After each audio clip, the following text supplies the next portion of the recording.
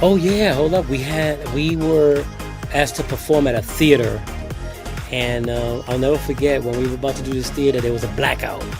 There was a blackout in the whole neighborhood. Louie, how are you feeling today, man? I'm good, thank you. I just want to say thank you for hanging out with me today. So I did a little bit of history on you, did a little bit of digging, but I want to know what initially brought you to music. Oh man, music's been in my life all my life. I mean, I was born in the Bronx, and that was a place where you'd walk down the street, and out one window you'd hear jazz, on another window you hear some salsa music. I mean, you'd hear pop music. I mean, R&B, soul. You heard it all. So I was lucky enough to grow up in an area that was very musical. Like everybody in the area loved music, and I also come from a musical family. So my uncle is one of the greatest salsa singers of all time. His name is Hector Lavoe, and he was in Fania, on Fania Records, and he was one of the Fania All Stars as well. So, as a child, I'd see him with my mom going to Madison Square Garden, seeing your uncle performing, him coming home with little 45 showing his big sister, because he was her younger brother. He would bring her the music that he'd be making, and the next 6 months we'd hear it all over the radio. So it was really a beautiful experience. And then my dad, playing sax, he listened to a lot of Charlie Parker, John Coltrane, Miles Davis, and I heard a lot of that in the house while he was playing his tenor sax. So and then my sisters, the disco divas, they were there from the beginnings of disco and the early years of hip hop. I also lived up the block from Bronx River Projects, and I would walk down there and see Africa Bambaataa, Jazzy J, Red Alert, Africa Islam, playing music, all the break dances. So, all that's been a big part of my life since, I was 6, 7, 8 years old. I mean, you were pretty much at the forefront of so many different genres, just emerging from hip hop to house, what we were going to talk about, dance music, but you were really at the epicenter of it all. Yeah, it was that special time in New York where art and music mixed. You had Africa Bambaataa, Jazzy J, and Red Alert down at the Roxy playing. I mean, you had Andy Warhol hanging out, John Basquiat. You know what I mean? So it was like, all this was going on. Grace Jones. I mean, it was up in New York, and Blondie. Fat Five Freddy. I saw all that. I was there when they were filming Beat Street. Because one of the DJs who first recognized my talent as a DJ and took me kind of under his wing a little and kind of mentored me a little was Jazzy J. So I actually came from, it was somebody in the hip hop scene, the early hip hop pioneers of hip hop scene that kind of embraced my talent. And never forget, my neighbor gave him a tape of me DJing, and he had this sound system that you would hear it coming up the block and coming down the block, turning into Bronx River Projects where he lived. And one day I heard my music in his car, and that blew me away. And from there, I saw that he was really. He opened his arms to me and said, "Why don't you come down to the Roxy and hang out while we play and check out the scene, check out the vibes." And that's where I got a chance to be there when B Street was being filmed, and when he was playing downtown in the with the whole trendy crowd in New York City, because at that time, I mean, everybody was loving the early hip hop days and wanted to be a part of it. So New York City, from the guys came from the Bronx down to New York City, and it was a big deal for all of us. So I want to get into dance music because I feel like that's where you really started thriving and still are right now. What was it like in those early days of house? Being able to see it grow from its literal infancy.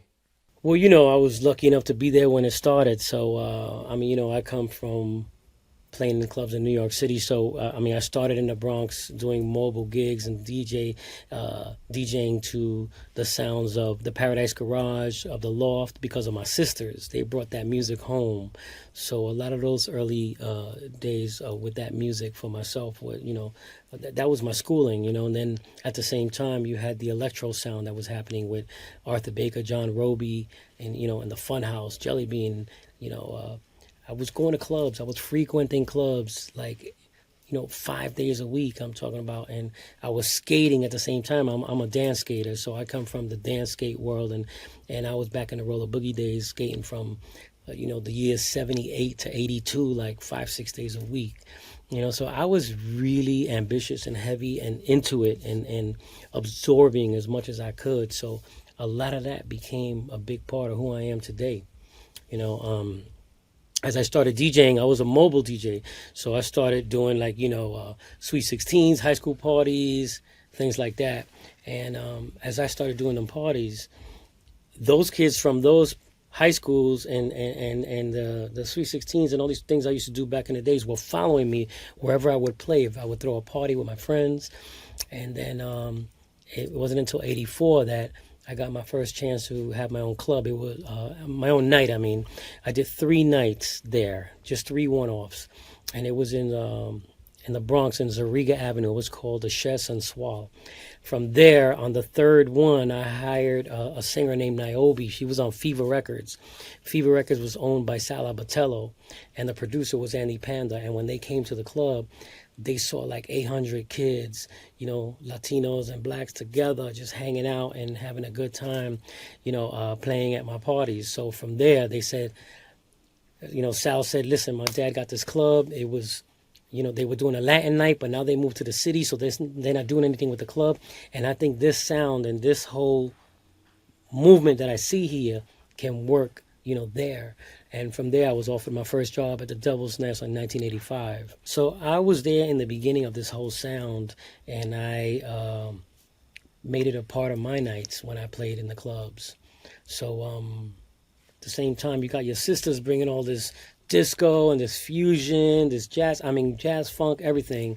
My friends that are DJs, older, I used to go to my friend's house in Williamsburg when Williamsburg was the Raw back in the days. Mm-hmm. You're talking 83, 84, around there. And my friend had an incredible record collection, and we would just go through all his records, and it was like being in school, knowing who made what records and what producers. And that's when I started following a lot of musicians and producers and artists that made records. You would see their name here, then see their name there, and then know there's a connection. That's the guy that you want to follow. You know what I mean? So, and then I grew up with all kinds of great music, from Quincy Jones to Elton John to Earth, Wind and Fire, Stevie Wonder, of course, Chaka Khan. So, all that's been a big part of my life. And it resonated through me as a producer, So I didn't start producing until 86. But during 84, 85, that whole 86, that whole house craze that came from Chicago was unreal. The sound just took over.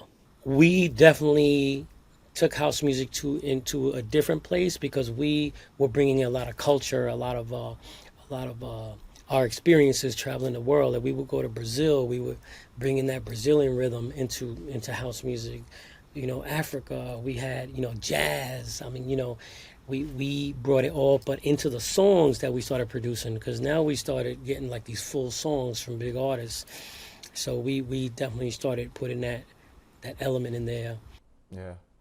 I think it's a perfect segue into this project, Two Beats, One Soul, because it was recorded in Cuba, where Cuba is like the collaboration hub of the world almost, with how many different cultures, different people come there, and just the recording process. There was so many different people from so many different walks of life.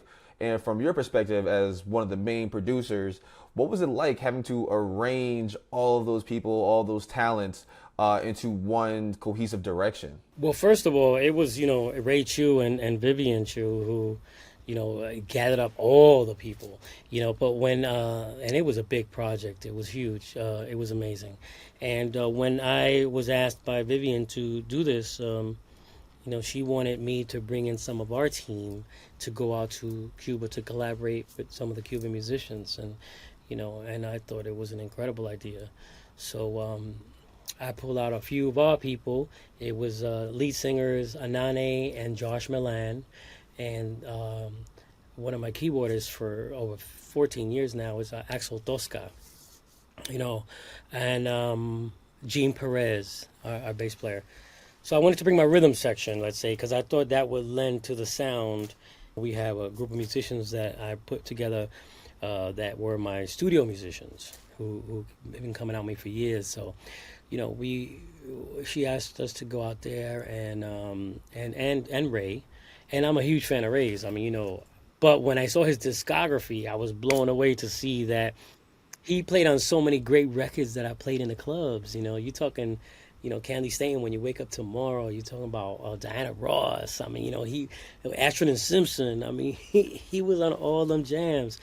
I was like, wow. So it was definitely an honor to come together and be able to collaborate and work with Ray Chu and Vivian, who I've known for many years. I mean, she has an incredible ear.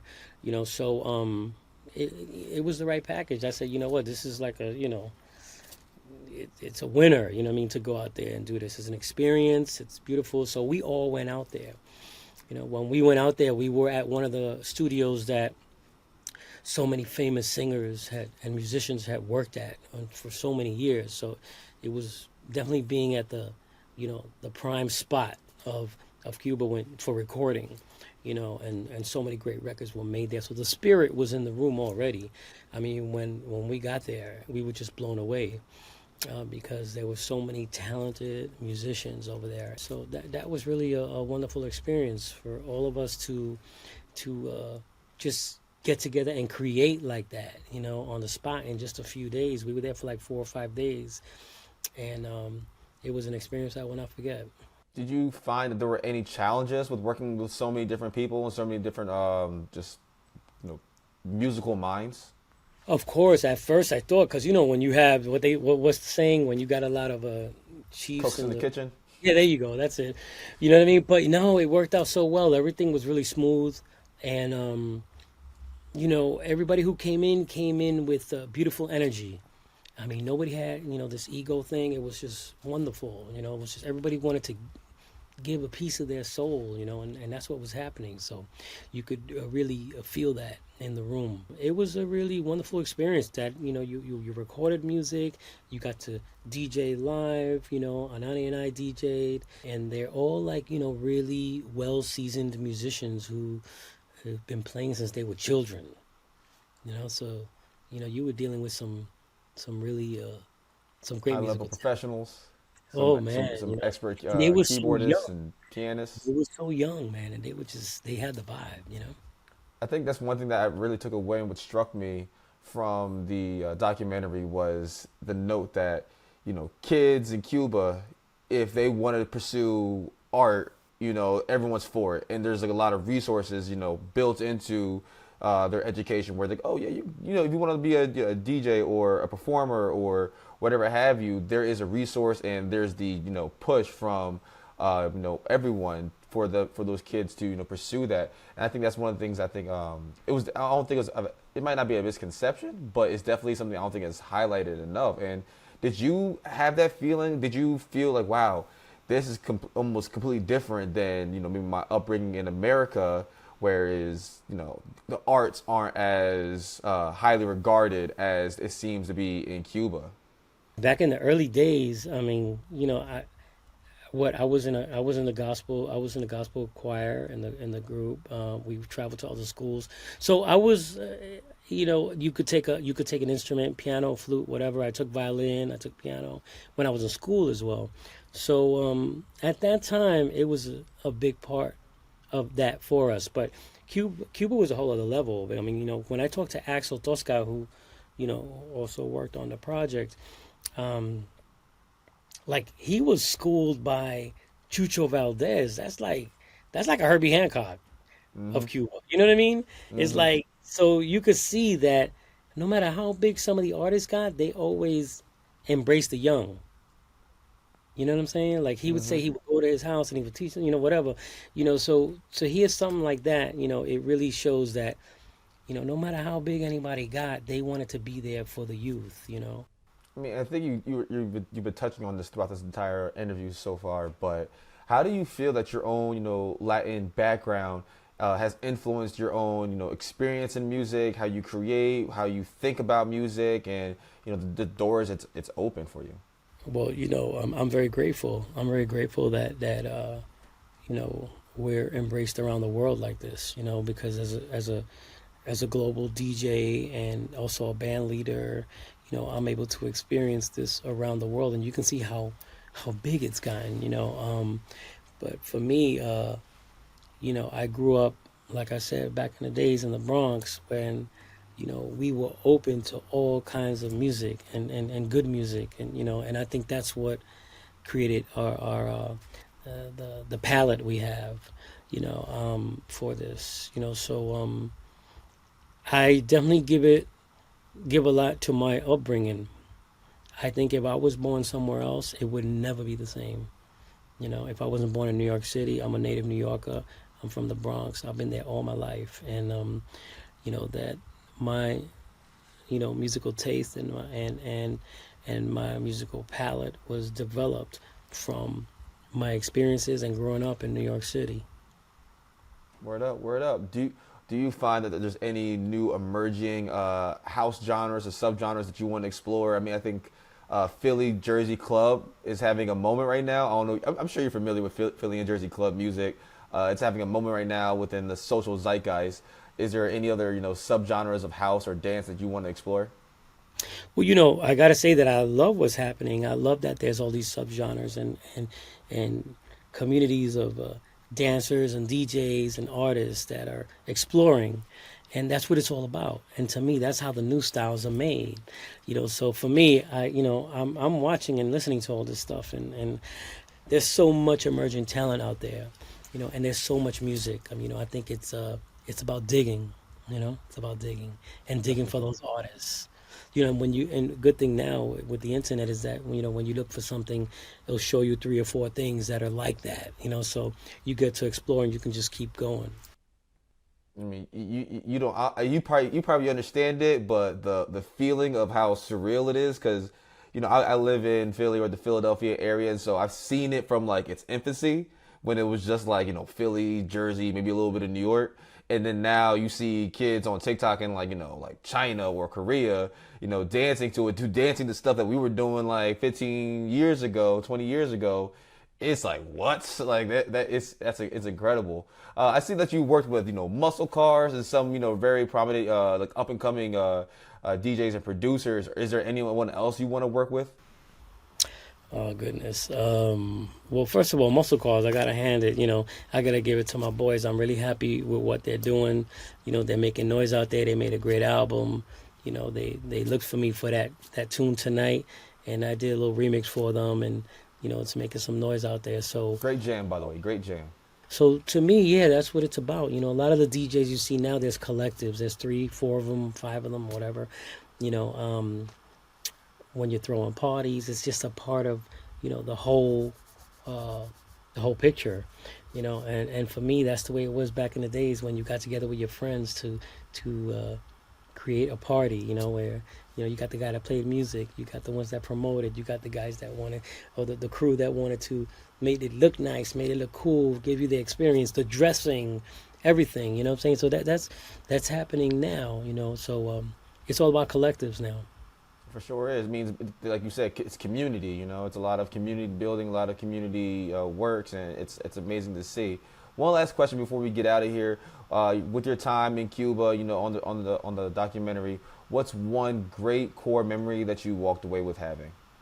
One great memory. Let me see. Oh yeah, hold up. We were asked to perform at a theater, and I'll never forget when we were about to do this theater. There was a blackout.